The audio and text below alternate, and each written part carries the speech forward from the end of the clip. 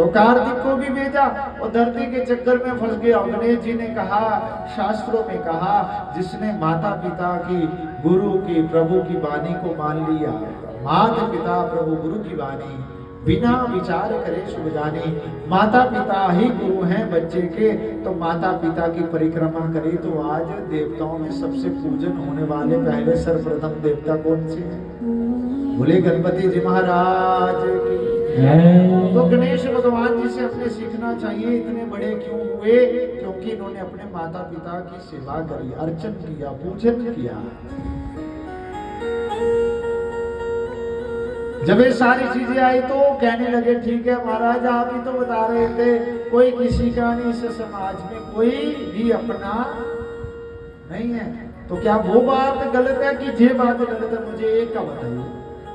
कहने लगे, वो भी बात सत्य थी और ये भी बात सत्य है। शास्त्र कहता, तुम्हारी वध्या माता, इसका कोई भी देखभाल करने नहीं, जब तक तुम्हें समय मिला, जब तक तुम्हारी माँ है, तब तक इसी की अर्चना पूजा करो। जब ये निकल जाए तो फिर तुम भगवान की भक्ति करना। क्या ये नहीं है कि माता तुम्हारी बेड पे पड़ी है, बिस्तर पे पड़ी, तुम कथा में आ जाओ? कोई कथा नहीं। उसके मन को ठेस पहुंचाना, किसी के मन को ठेस, अपने से बड़े को, श्रेष्ठ को, तो जीवन में कभी सुख नहीं मिलता। तुम कितने भी बड़े बने जाओ, मां के से बड़े नहीं बन सकते। जिसने 9 महीने तुम्हें पेट में रखा, सर्दी गर्मी से बचाया, तुम्हें रोज नित्य प्रतिदिन कोई ना कोई कमी रहती, आज ये कम हो गया, ये चाहिए, कल चाहिए। जिस समय गर्भ में बच्चा था, उस समय उसने माँ ने कभी कमी नहीं रखी अपने बच्चों के लिए। आज जब थोड़ा जन्म से बाहर आता तो माता पिता को जब ये बातें कहता है, अरे तुमने क्या किया मेरे लिए, क्या बना?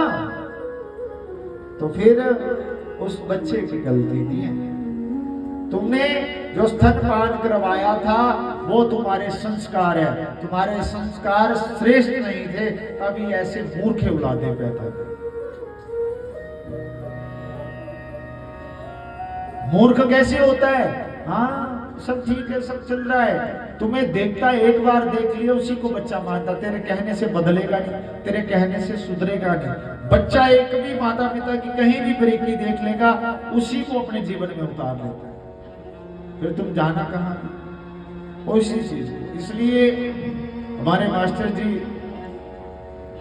छत्रपति शिवाजी के बारे में बता रहे थे, जीवन में अगर अपने बच्चों से संघर्ष नहीं करवाया तो फिर शिवाजी नहीं होंगे। फिर कैसे होंगे? मूर्ख होंगे, जो अपना घर भी नहीं बचा सके, परिवार भी नहीं बचा सके, अंत में नरकगामी बनते।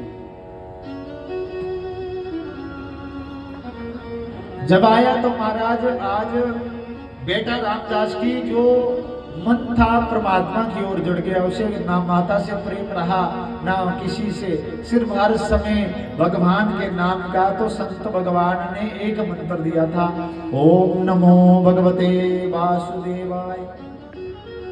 भगवान विष्णु का मंत्र दिया, इसको जपना, जपते रहे। जब मंत्र जाप चढ़ गया तो महाराज आज जो रामदास था उसको अपनी मां के बारे में भी नहीं पता, भक्ति में लीन। जब भक्ति में लीन रहे, उसको कोई सूझा नहीं कौन क्या कर रहा कैसे। तो कभी कभी मां से ओझल हो जाना, तो मां ने आया, बेटा रामदास कहाँ हो? तो जब ये आना ना तो उसको ये भी परेशानी होने लगी, किसको? रामदास को। तो गुस्से में कहता है मन में, ए भगवान इससे मेरी मां मर जाए तो अच्छी। शास्त्र कहते हैं ऐसे कहना नहीं चाहिए। उसके भजन में थोड़ी बाधा पहुंचा दी तो उसने मन में ही कहा दिया कि इसको किसे चला जाए तो अच्छा। और जब भजन करने वाले को मन में कभी ऐसा भूल गया तो फिर क्या हो गया? बात सत्य थी।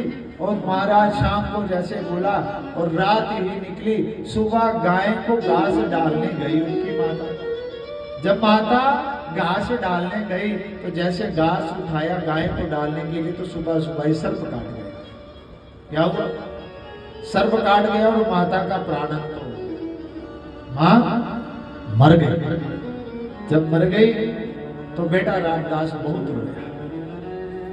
बेटा रामदास की एक आंखों से गर्म आंसू निकले और एक आंखों से ठंडे ठंडे आंसू। जब गर्म आंसू और ठंडे आंसू निकले, गर्म आंसू कब निकलते हैं? गर्म आंसू उस समय निकलते हैं जब व्यक्ति बहुत दुखी हो, परेशान हो। और ठंडे आंसू कब निकलते हैं? जब बंदा अच्छे नंबर लेके आए, अच्छे काम करके आए, तो क्या होता है? ठंडे आंसू आते हैं। कभी आपने देखे अपने आंसू कि कैसे होते? मीठे होते कि नमकीन होते? बोलो। जब आप परेशानी में, दुख में रोते हैं तो आपके गर्म आंसू निकलते हैं, और महाराज गर्म के साथ साथ नमकीन आंसू। जब आप खुशी से रोते हैं तो महाराज ठंडे आंसू आते और मीठा आनंद। बोलो राधे राधे। ऐसे नहीं करे, जोर से बोलो, बोलो राधे राधे। तो कारण क्या है? भगवान से मन लगा के। तो एक आंख से गर्म आंसू क्यों निकले, एक से ठंडे, कि आज से मुझे कोई पूछने वाला नहीं रहा।